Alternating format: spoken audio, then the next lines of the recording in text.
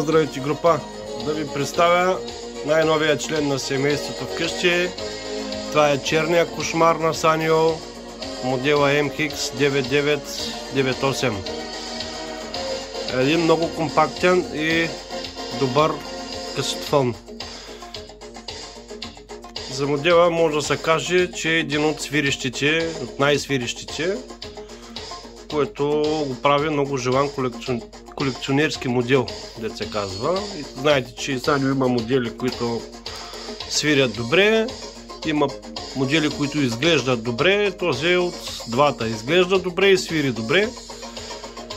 Пускаме едно поздравче за групата.